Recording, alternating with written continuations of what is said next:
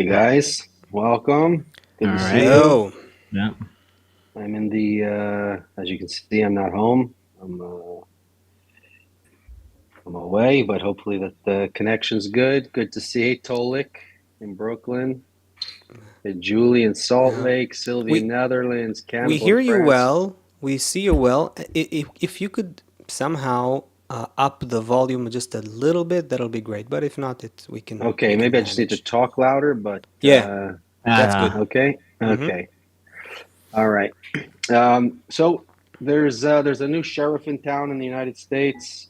There's a lot of changes going on. It looks like there might be some changes in the Middle East now. Wait, Seth, who are Uh, we? What are we? Hello everybody. Welcome to the Great Transition. We're three friends studying the wisdom of Kabbalah with our teacher, Rav Lightman in Israel, and a world group of friends around the world, all normal modern people who this point in our hearts awakens says, who am I? Why am I existing? What is the purpose of all this life? We searched and searched. The teacher appeared. The books appeared. We found each other after many years of studying, started to slowly integrate back into the world and what's going on in the world, and then looking at the world and discussing what we see and the transition that humanity is in through the lens of the wisdom of Kabbalah. We're here every week, Thursday, 2 p.m. Eastern, to talk about the changes that are going on in the world through the lens of the wisdom of Kabbalah, because just like the topic we're going to talk about today, once you change your focus, zoom out a little bit, nothing is really a surprise. The costumes and some of the characters, the names of the characters, um, could be dramatic. You know, you didn't expect that change of events. But as far as the flow of where everything is going, it's all been written.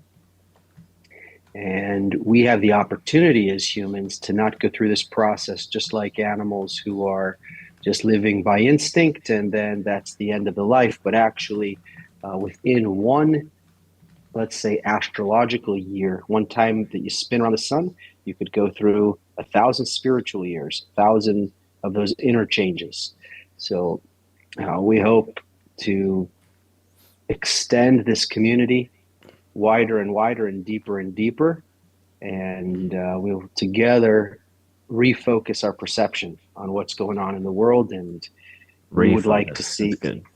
Nice. yeah, we would like to see all of humanity together uh, reunite, become one superorganism that stands before the incredible power that enlivens this whole system, and which should be good for everyone. So that's who we are All off the right. cuff. Yeah, Um, that's this it's a If fair we have to say intro. that we're Um, normal um, um. people. We are. I swear we're normal.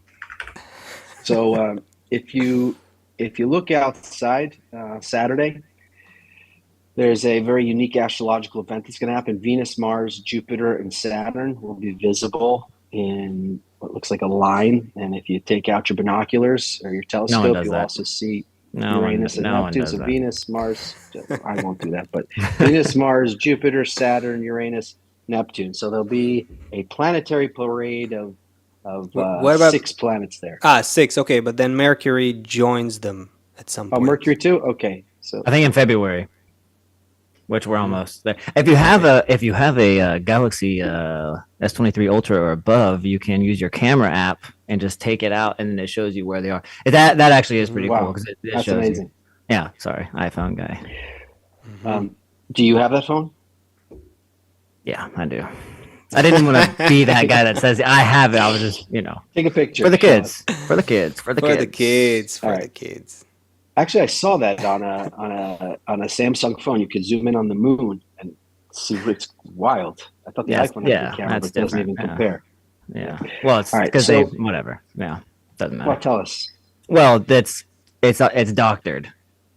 You Oh, zoom in that is much it? on anything Ah, else, it's like a blurry mess. But because Uh, you see the same huh. part of the moon every time, it knows it's the moon and then corrects all the So there things. is some digital thing that's going on in Yeah. addition to the okay, optical so it only zoom. works on Yeah. the Okay. moon. Okay. Okay. Yeah. Um, Nice. so the let's just talk about space for a second.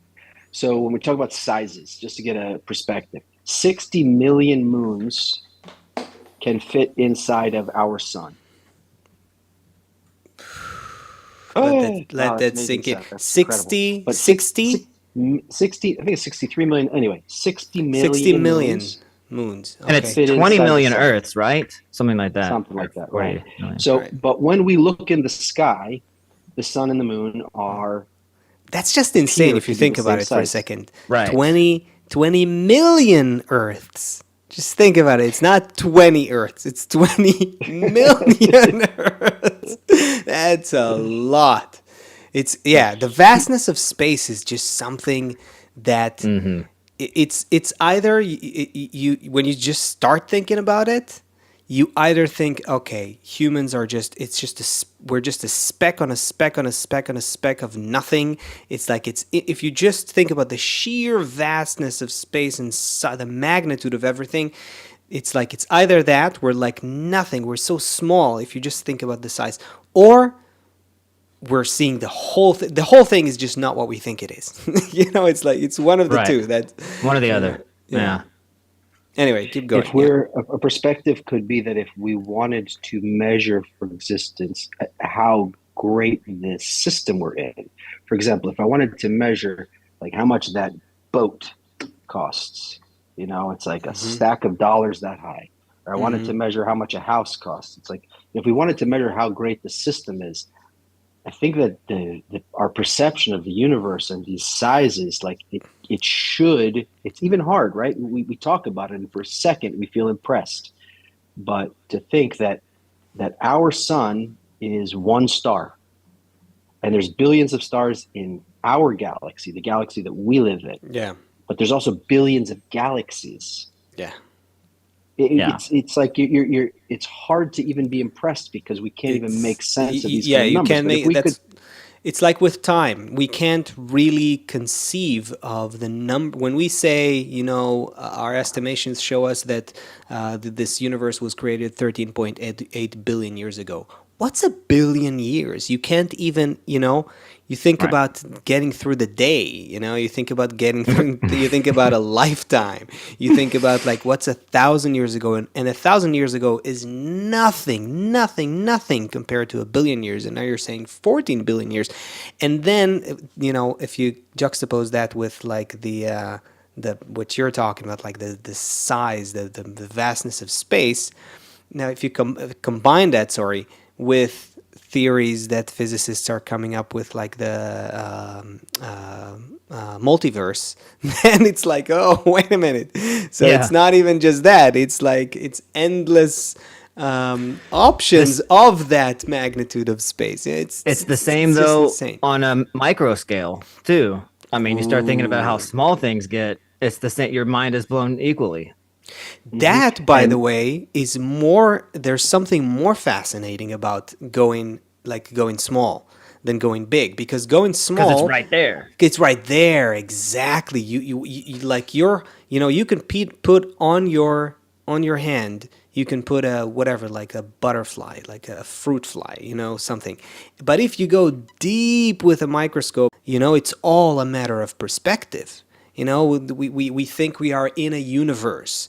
Yeah, but if you can put something on the tip of your finger, that is also a universe. So, it all becomes the constructs of space and time are Einstein actually said it well. Even, of course, Kabbalists spoke a lot about that thousands of years ago. But it's interesting that scientists get to similar conclusions even without a spiritual kind of perception of reality. Einstein said something like space and time are not conditions we live in, but modes that we think in.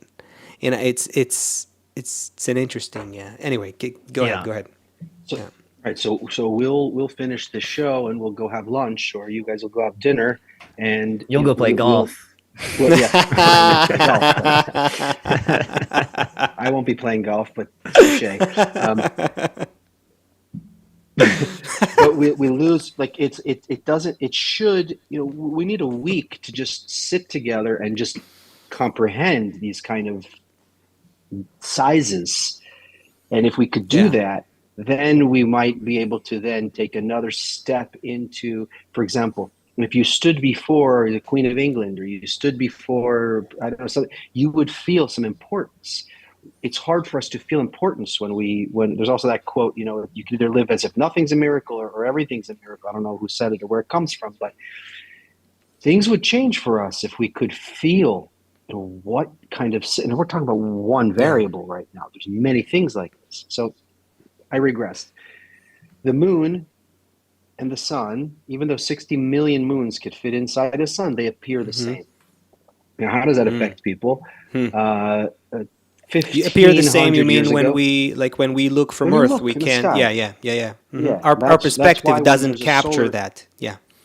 When there's a solar eclipse, when the moon passes, if the moon is 60 million times smaller than the sun, you shouldn't even notice it when it passes in front of the sun. Right. Because of distances, the moon passes in front of the sun, and it blocks out the sun.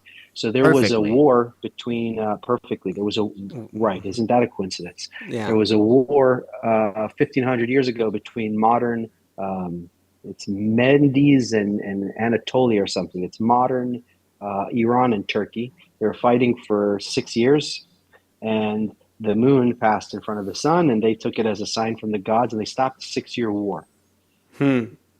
Just nice. Just when was that? Fact to put on the side. 500 BC maybe, so 2,500 years ago. It's a long time I think ago. it was. Okay.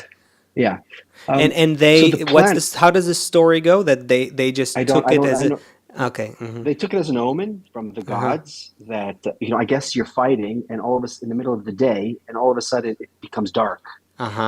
So I guess that's like wow. I mean, that's really interesting. That has a dramatic effect on us even now. Yes. And we know what's going on, and we're all just like go out there like, whoa. I mean, if you've seen it in real life, I haven't seen it in real life. I mean, I did when I was a little kid. I remember playing soccer on the soccer field. All of a sudden, it happens, and everyone just stops. It's like, and we're in the 21st. Everyone just stops. You're like, whoa, what? Because it happens so quickly. So just imagine, 2,500 years ago, like you said. You have less knowledge of what it is, and so it's like seems so magical, so just it goes into like emotionally, like whoa, like that's so you guys know about the Northern Lights, right? Of course, but wait, I want to linger on this eclipse thing in the middle of the war again. This is I mean this, I also, like Chris, like it threw me like back. All of a sudden I'm thinking about these people living in those times, like feeling that thing, and it's like, oh, the gods have said we should stop fighting, and it's interesting because it's like today, if that happened, it's like, oh, it's not the gods, this is just an eclipse. It happens, this is but it's like, I mean, it's like, okay, it's just laws of nature, let's keep fighting. You know what I mean? Exactly. So it's like, what's better? Right. It's interesting about about the Northern Lights. Like I was thinking when I was thinking about the show, and I was thinking about these things that happen. I'm like, if there was Northern Lights in the Middle East, would people be fighting as much? Like if every day the sky just like lit up in purple and red, would people still be engaged in the same kind of behaviors if you have rainbows across the sky? I love that. Every day? It's a great thought exercise. Very nice. Imagine having this kind of hatred, this kind of mentality when the sky is like purple, and green, and blue. It just doesn't fit. You know what I mean? You said it. You said that. Nice. They decided to stop fighting. Like that was their first thought. It's almost like everyone wants to not be there in the first place, and so they're the first thing that they think of whenever they see the eclipse is like, oh, we should stop fighting. It's not like, oh, we should take a break. We could get a water break or whatever. It's like we should stop fighting. Like it's like it's like intuitive thing, like we're doing something wrong and we need to stop, kind of like thought. That's interesting. There's something that there is something that let me try to express this 1 second. I'm sure I don't think that's where Seth wanted to take us, but it's like a really good example. It makes you think, right? When there is something bigger than ourselves, it makes us reconsider what we're doing. It gives us new perspective on what we're doing right now, right? Overview effect and all that. The overview effect again. Astronauts, they go out from they see Earth from space. They suddenly feel everything differently about humanity, about the planet, about humans, and about what we're doing here. Everything just seems small, and our fights seem insignificant, and so forth. Clearly there is, whether it's people thousands of years ago, during stopping their fight during an eclipse, or an astronaut today going out of space and to space and seeing Earth from there, or other examples we can think of, that might be something we need to think about as a direction for how to evolve as a human species. How to motivate ourselves. Exactly. What can help us? What's it we called need to when the go ahead. When the astronaut gets that, what's that experience called that they all describe? The overview. The overview effect. Yeah. Yeah, we all need the overview effect. Exactly. That's what I'm saying. If we could sit in a room for a week and just get the overview effect somehow. That's probably what psychedelics are for people, right? Because you eat some mushrooms and all of a sudden you understand you're in one system and everything is raining. The rain enters the ground and it fills up the trees, and the trees feed the birds, and the birds, deliver the seeds, and all of a sudden you see everything in one system. Yeah, we need a way there's a big argument for to bring that back.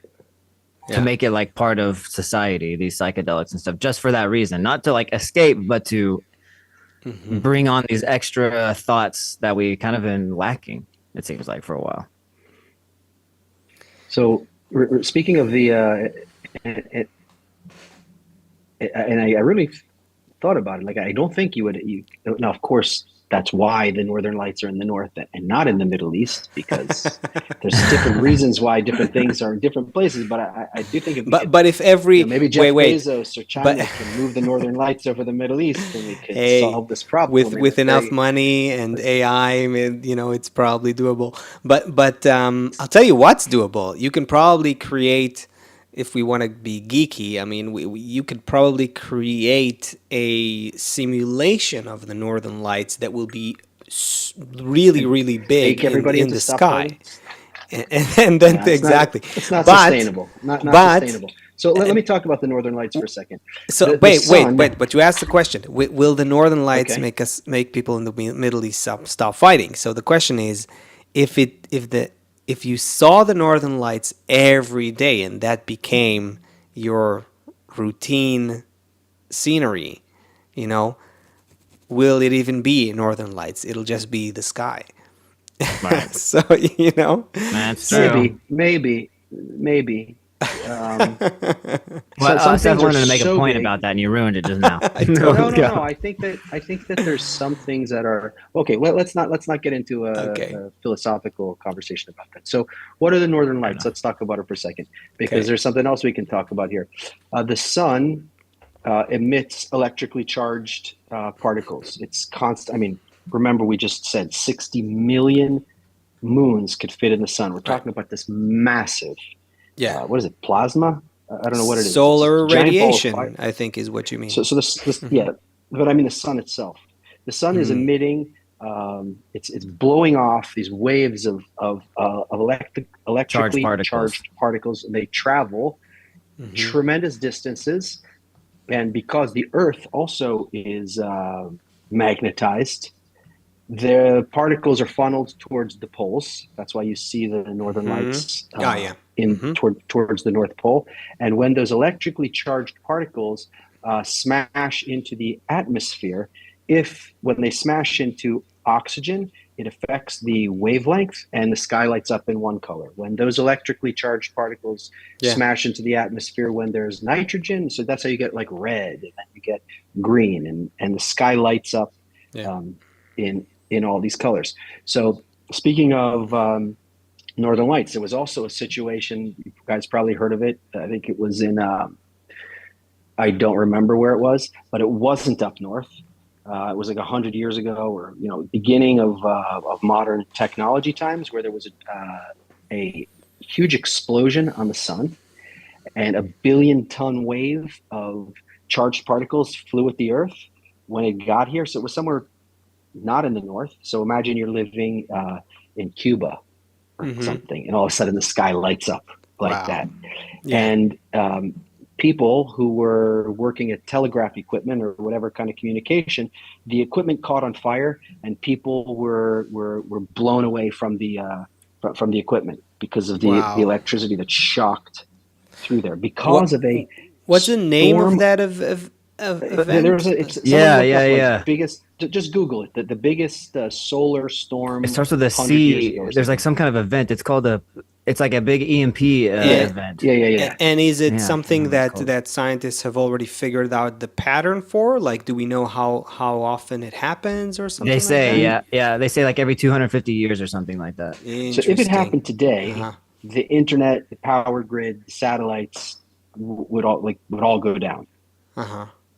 Okay, so we're talking about and there's no controlling this. You don't want to talk about global warming, this, climate change. You're not controlling anything that's happening on the sun, and you're not going to protect yourself from a storm on the sun. Right. So the sun blasts off, and people hear like an invisible wave throws a person away from the machine. Machinery is light on fire. Okay. Crazy. Imagine if something like that were to happen today, with everything that we do between the internet and electricity and all that stuff. Yeah. So the sun is obvious, right? Our whole entire solar system is called the solar system, meaning soul, meaning the sun. It revolves around that sun. It's huge. It's our life. But everything else in space also affects us, not just the sun. So the moon, we talked about it 100 times on the show. It affects the tides.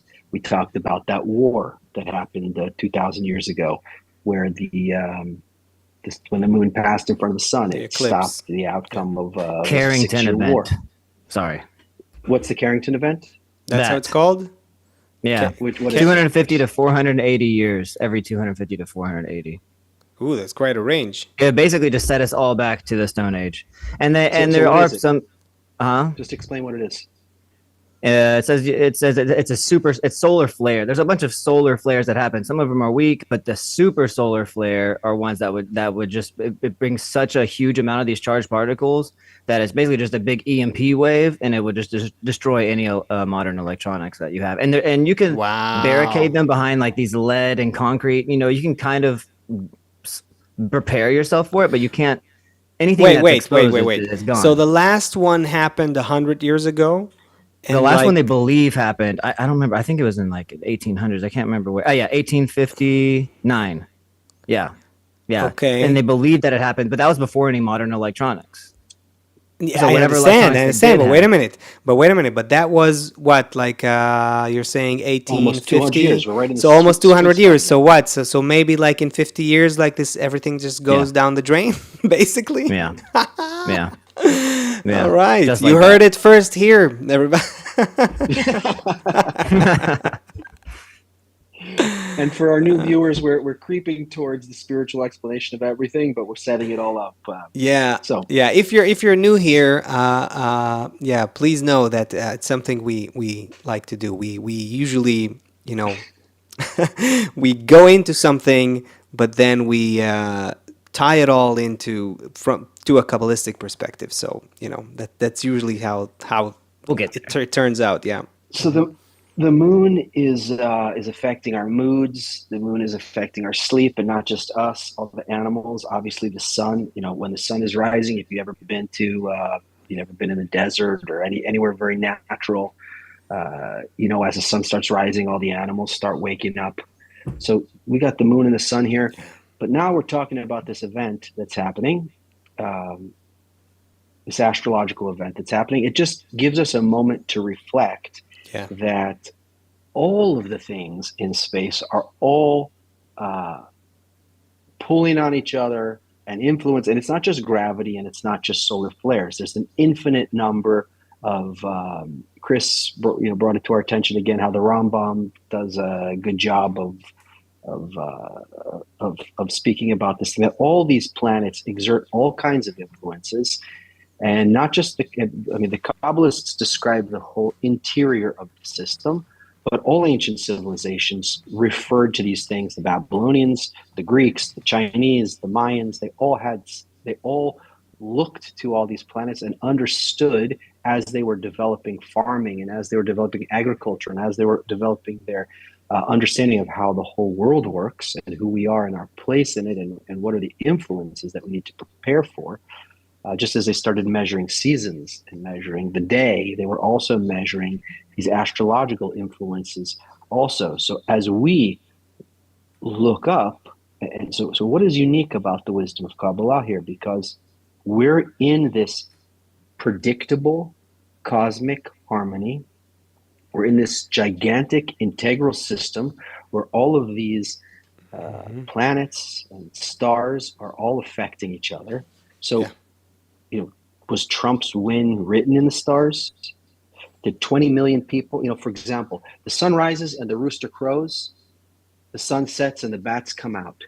The sun rises and then the ants run out, and the sun sets and the ants go in. So the 20 million illegal immigrants that flowed into the U.S., and then Trump is elected, and the 20 million illegal immigrants presumably somehow will flow out. When the water during a flood, Brazil had a huge flood this year. When the water floods in and then leaves, it's not just that it went in and went out. It makes an effect. Right. So all of these things have so many effects. Mm-hmm. So is this all somehow like written in the stars? Okay. Let's maybe change the language a little bit, because written in the stars is like let's change the language to are there patterns and regularities that explain everything and tie together everything that is happening?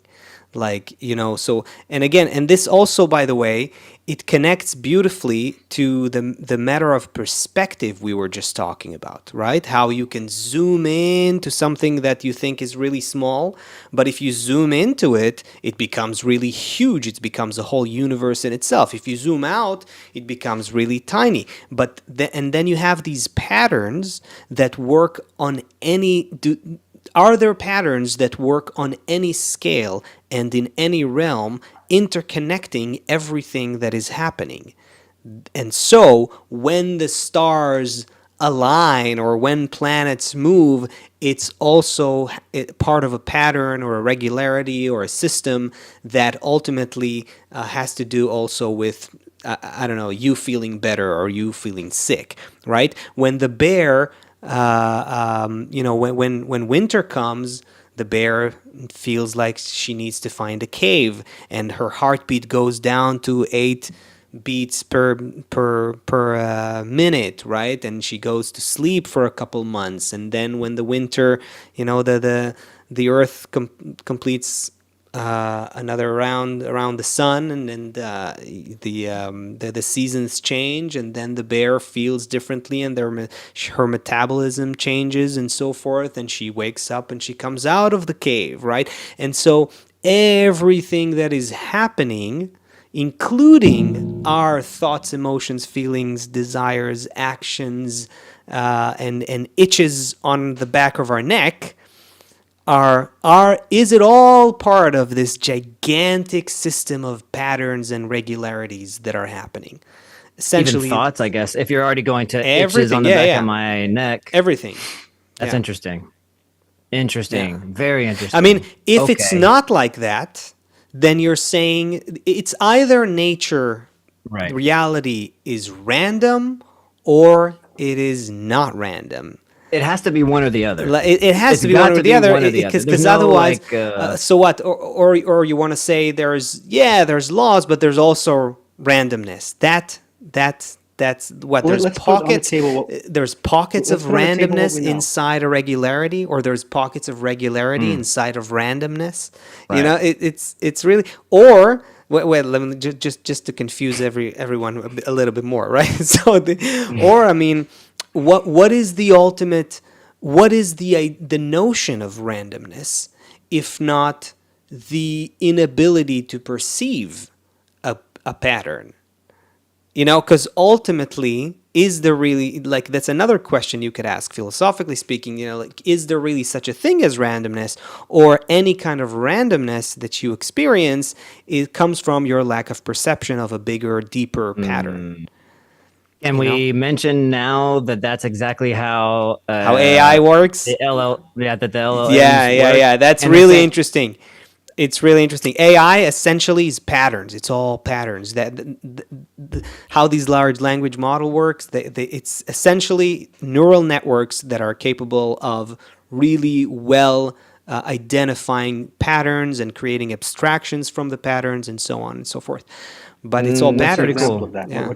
What do you mean by that? Can you explain Ooh, that? that's a whole thing. It's a Yeah, rabbit hole. you have to get pretty technical. If we go into, yeah. You'd have to get pretty technical. But then but the question there is like, okay, so if they only recognize patterns, then if it only knows the existing patterns, how can it be creative, you know?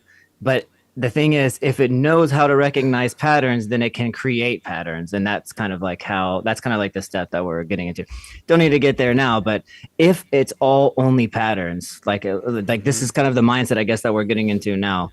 That if it's only patterns, that means there's kind of like this math to everything, you know? Yes. You know, it's like the eclipse and the northern lights. Without knowing any science, without knowing how everything happens, it becomes like wondrous. You know, it's like, ooh, but then you add the math and you add the science to it. You're like, okay, you know, I get it. Like I see how what I'm seeing now is just a result of this and this and this.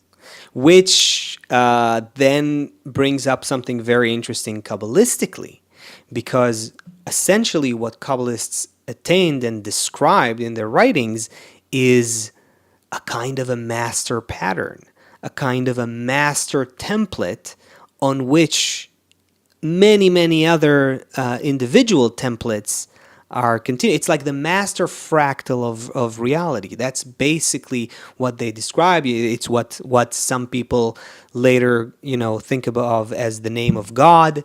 This sort of four phases through which everything happens and everything comes into our perception. Yud Hey Vav Hey. Yeah. Coy. Yeah. Thank you. Kabbalistic show, dude. Right.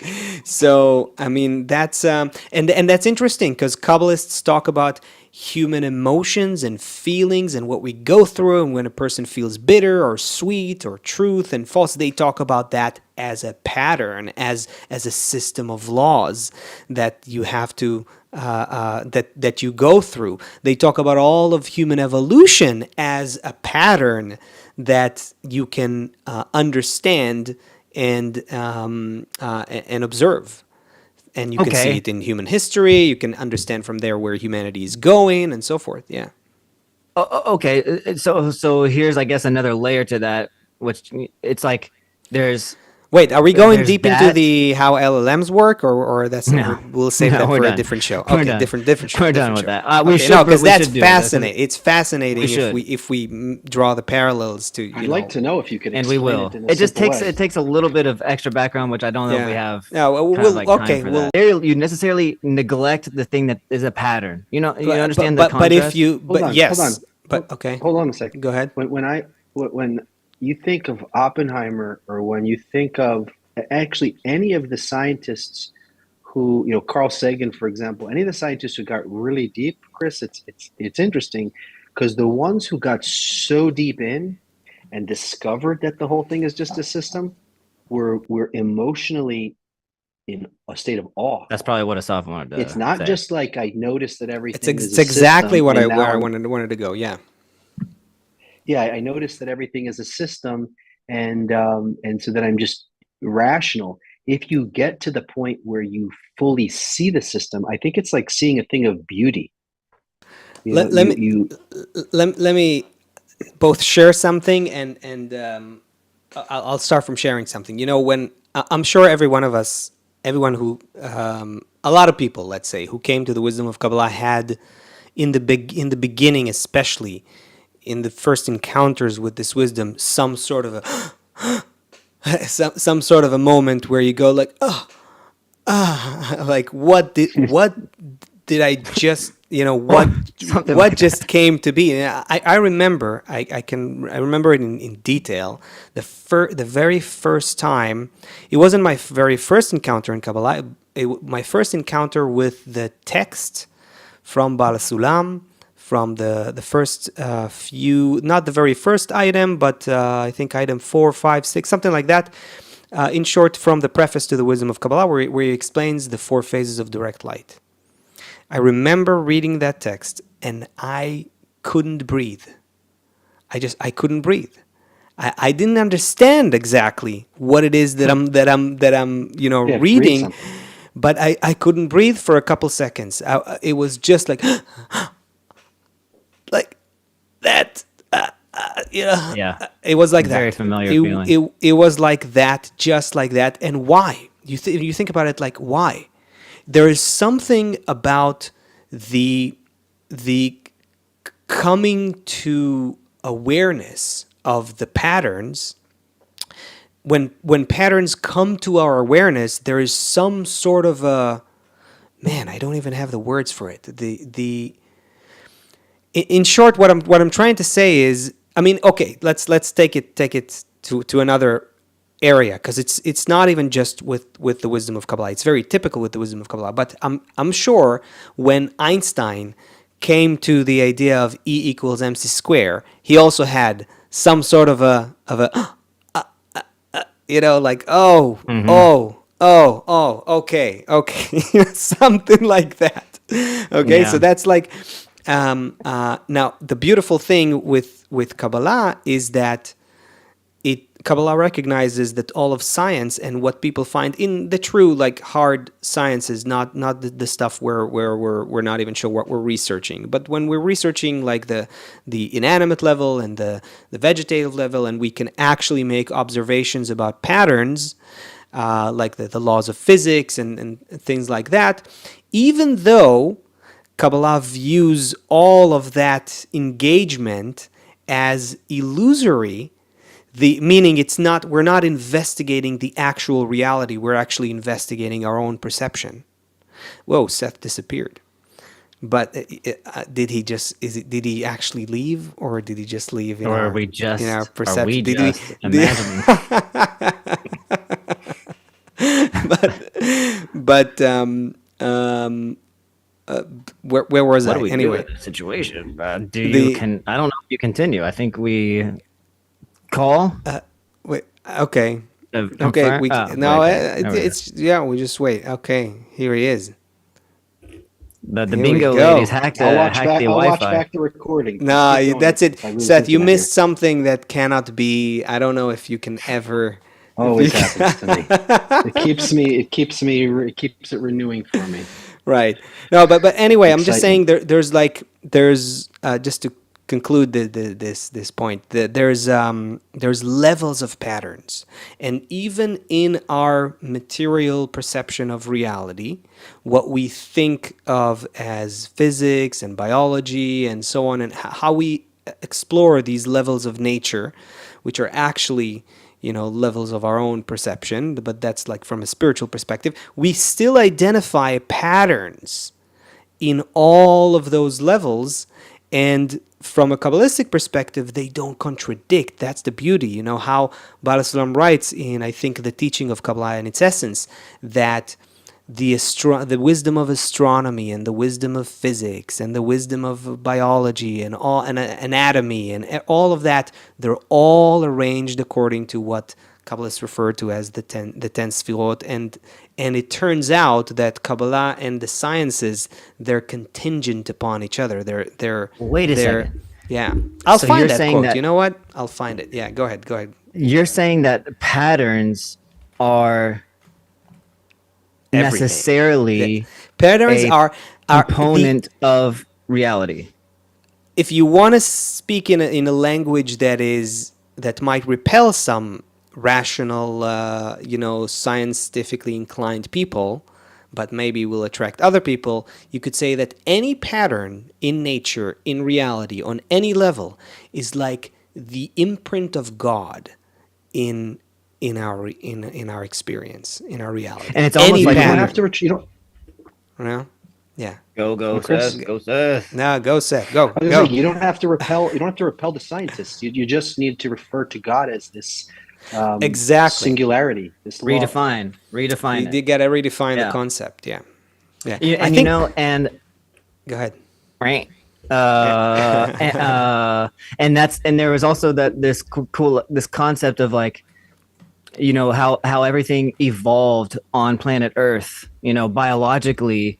You look at Darwin. That, what did he recognize? He recognized like generations of generations of generations, and how over that time there was change, a change, and then another change after millions and millions of years, right?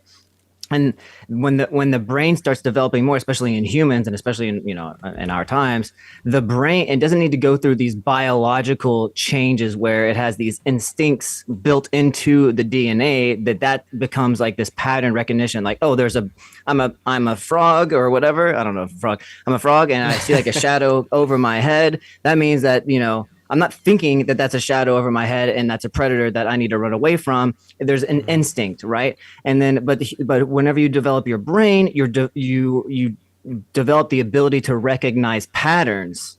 So it doesn't have to. You don't have to wait millions of years. You just need to recognize the pattern. Yeah, exactly, in your and brain. and the ability to imagine patterns and already speeds up evolution. Right. Right, like, because basically, it's what Chris said. Basically, don't want to repeat the same thing. So how does that become? And that ties into more AI, spiritual? of course, and the development of the human brain. And Which is I also- found align with it. For instance, physics is organized precisely by the order of the olamot and sfirot. Similarly, astronomy follows the same order, and so does the science of music, and so on. Thus, we find that all the sciences follow a single connection and a single relation, and they are all similar to it, like the relation of a child to its progenitor. Hence, they are contingent upon each other. That is, the wisdom of Kabbalah is contingent upon all the teachings, and all the teachings are contingent upon it. So what is the common thread? Because what is Kabbalah? It's a discovery of created being, and it appears to us as the laws of nature, physics, science, music, whatever. It's all a relationship of the creator and the created being, which is the master template, which you can also call the 10 sfirot, or you can call it the 4 phases and their root. It's the same thing, just a different description of it. You can call it the 5 worlds. You can call it the name of the for Yud Hey Vav Hey with the tip of the Yud. So it's essentially the master template of reality. That is what Kabbalah really is about. Of course, that is super, super pretentious for anyone who doesn't understand Kabbalah and what it's about. It sounds like, okay, right. But, you got to check it out for yourself. So we're kind of confusing ourselves and making it more difficult for ourselves by dividing up our reality realm into many things. Yeah, but we can't help it, because in order to come back to oneness, to this perception of the one temple, the one relationship that we have with the Creator, we have to from our broken, shattered perception, we have to piece it back together. Piece by piece. Hold on. Okay, yeah. It's a lot of bunch of things here. Question, but I think it's very fair also. So there's one preface of the Wisdom of Kabbalah speaks about it. There's one master template. Yeah. Right? Yud Hey Vav Hey, let's say. And then we would find that in music, in science, in physics, in anything that's a science. Yes. That, right? We will find the same thing. Fine. Yeah. And also in the way Rambam explains it, even in how the planets move and how the planets were formed, and we're in this one intricate system. that is totally measurable. Yeah. So the question is, why don't we just chill out? What is there for us to, if it's all written already, right? That's where we're going. What's the deal with all this Yeah. effort we're all making? What are we Yeah. running around for? Yeah. And can't we just relax for a minute? Can't we all get along if we're all anyway in this predetermined Man. system? You know what? It's actually kind of interesting because sometimes the world forces us into like recalculating, things that we normally do. And if we didn't have to recalculate, we would just keep going on and on and on and on and on. I just thought, all right, I can't say it. I'll say it after the show. I mean, just for our VIP users, we have a come to our exclusive grace session. We'll drop the link. I mean, if you just look, I mean, I don't want it to be a conversation, but it is just interesting how it happens this way. Like, if there was no, if need wasn't necessitated upon us, then we would just, our nature is just to continue. So something always has to happen to where we are kind of jolted, and then we have to like readjust. We're jolted and we readjust. So, there are a bunch of like, things that happen, like all these different wars that are happening and planetary realignments, or there's an EMP event and all these. It's like it's not that we need to chill. There's always some kind of stimulus that that causes us to like, not understand something, not feel comfortable with something. Then we readjust, then we're adjusted, and then it happens again. That also is a pattern. Yes. Am I wrong? Yeah. Yeah. Yeah, by the way, what do psychologists do? Why is Jordan Peterson so famous and successful? Because he's able. Well, gee, I don't know. I mean, okay, there could be a bunch of reasons, and of course, one part of them is the controversy around and the timing of the controversy with like the wokeness and all that, but why why do people find him very, very interesting? Because he's able to articulate patterns that have to do with human emotions and feelings and characteristics and personal traits. Now, that's essentially what is psychology trying to do. It's trying to find the science, the patterns, the laws of nature in human behavior and human thinking, human emotions, and so forth. It's just very difficult to do, and it's always a questionable science. It's always a questionable that's science. Important because if we don't recognize the pattern, then we're not just surprised by someone's behavior. We understand why. When you identify a pattern, it gives you a sense of understanding of reality. It gives you a confidence. It gives you, it relieves you. It calms you down. We don't like to be in uncertainty. We don't do well in uncertainty, and uncertainty is not the same as pressure. Pressure or stress is, I have to make this thing happen and I have limited time or limited resources. Uncertainty is something that is very problematic, and children especially, by the way, especially until the age of 6 and also beyond that, if the more structure you give them in everything, the better they will develop, the better they will grow. Because as humans, we need this kind of certain environment, certain reality, where we are, who we are, what we're doing, and so forth. That kind of ties into where we are now as a society, right? There's all of this uncertainty that seems to be going on. And you could argue that some of the changes we're seeing, I don't want to, say something that might annoy someone for no reason. But you could argue that some of the changes we're seeing is some sort of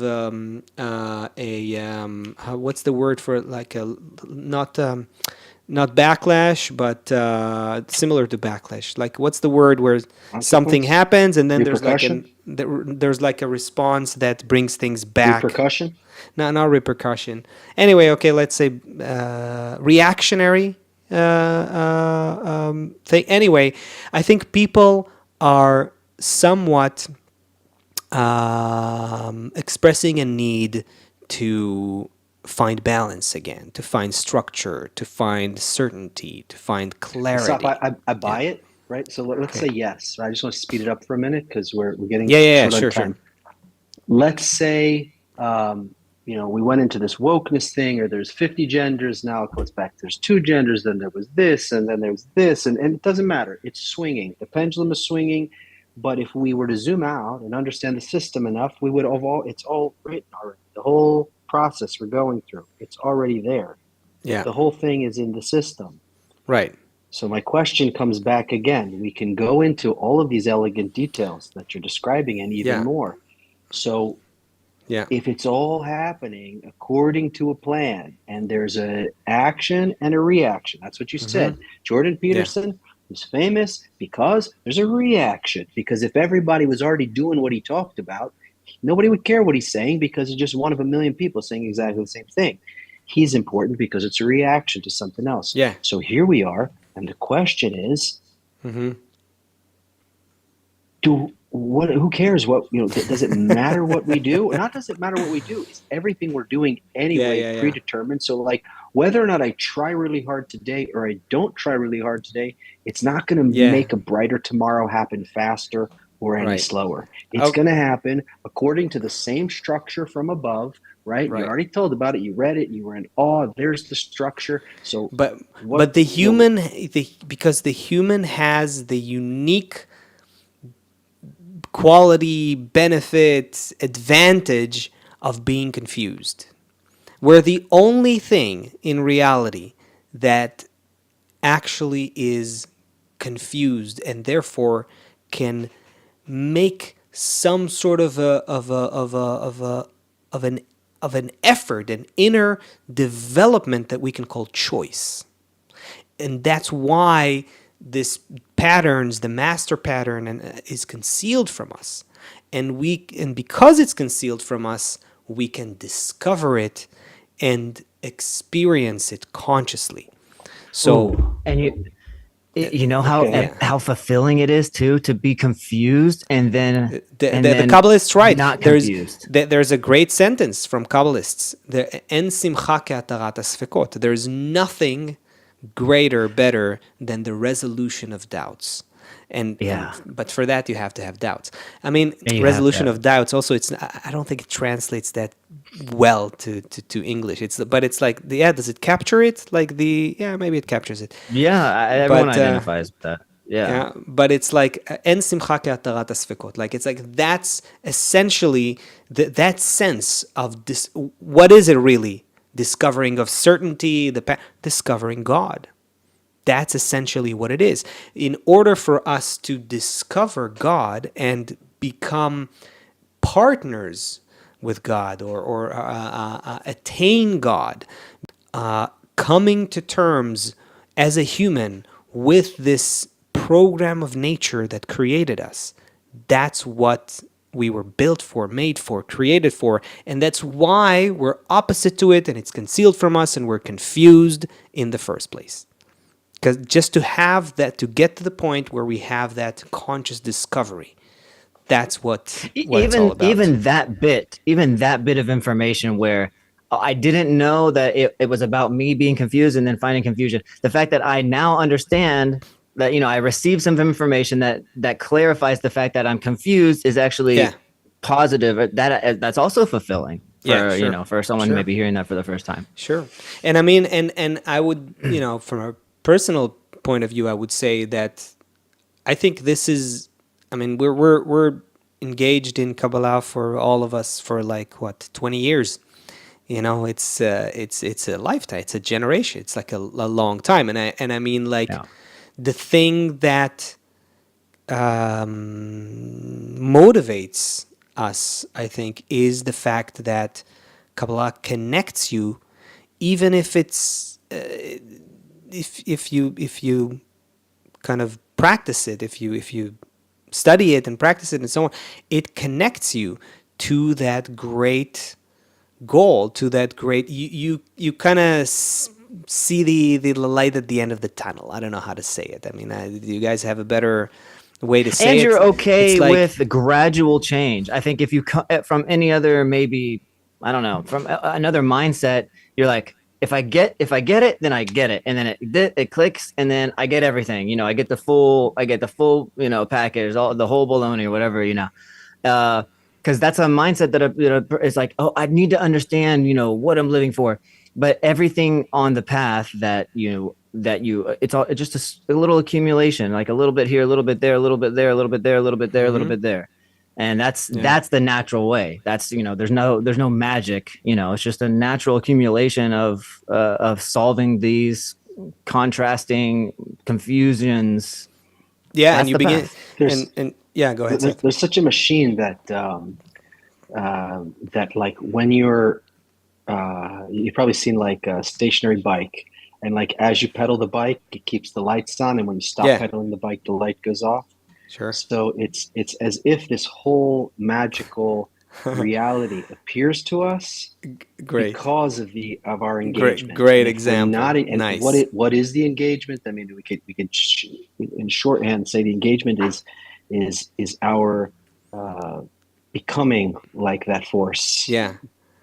But then through you reminded me of something. Our teacher used to tell us a lot years ago, that we have to look at spiritual development as constant acceleration. Like, you can't just be at a certain speed moving forward. You have to be constantly engage yourself with it, constantly. If you go to a biblical kind of expression of it, it's like kneading the dough. You have to constantly do this inner work, do the spiritual work, pedal the bike. That's great. As just like the moment you stop, it goes away from you. It's right. Like, the moment you get used to it, you already don't feel it. Yeah. Okay, so friends, go outside Friday night, Saturday, over the next month. Look at all. Look for the northern lights. Understand, not the northern lights, the planets. The planets, that are aligning, and understand that some of those planets, their orbit is billions of miles. Further ones, some of those planets, the orbit is a few million miles, but everything is lining up. At least in our perspective, and try and feel the system we're in. Try and understand, be in awe. Try and taste the awe of what's going on, and then look inside also at who you are and what happened. That after all of these billions of years, somehow out of the mud, some creature woke up and said, "Who am I? What's going on here? I want to understand all this." Trace yourself back. Your grandparents who didn't have great-great-grandparents who didn't have electricity 100 years ago, probably, right? And go back even further, a couple 100,000 years, to when they were living in the jungle. And now here we are, this developed animal who wants to understand the one singular, what did you call it? The one master fractal. The master fractal, whatever. I think we said template this time. Yeah, the around. master template, the Yud-Hey Vav-Hey, that as the Kabbalists discovered it and called it. That's who we are. That's what's going on. So pick your head up from the phone or the computer, look up into the sky, like Abraham did actually, and understand this vast network we're in, and who you are in this network, and just ask into the air, that we can all be more connected, we can all understand this more, we can all have that we can somehow come into this, be part of this harmony together. And we'll be back here to reinforce that next Thursday, 2 p.m. I'm giving you guys a huge hug. I'm the luckiest guy to have friends like you, and like all you joining us here. Patricia in the chat said, you all made this day the best. Thank you, friends. And there's a bunch more greetings and great, loving, warm Love to hear it. things in the chat there. So thank you all for being with us. And, you know, yeah, there's a unique, great feeling between those who seek the Creator. So, Amen. Yeah. See you next week. Guess we'll do it again later.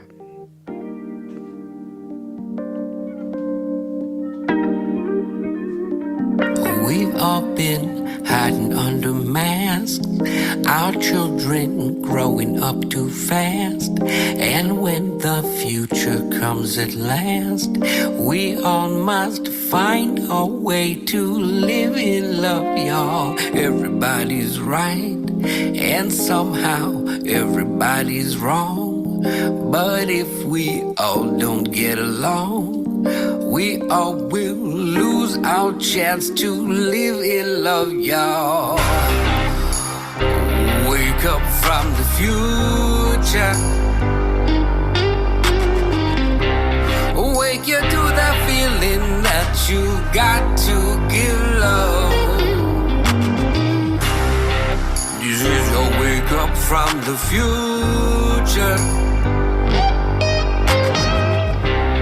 Wake up to the feeling that you got to give love. Feels like we're living in a dream, like somehow nothing's what it seems. Inside this world of broken schemes, I pray we'll find our way to love. Oh, think what life could be if I love you and you love me. And all we have we give for free. That's how we'll thrive inside a life of love, y'all. Come on now, open up your heart.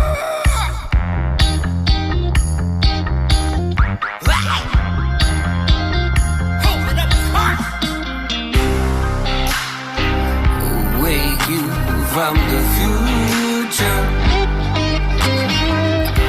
I'm trying to wake you to the feeling that you got to give love.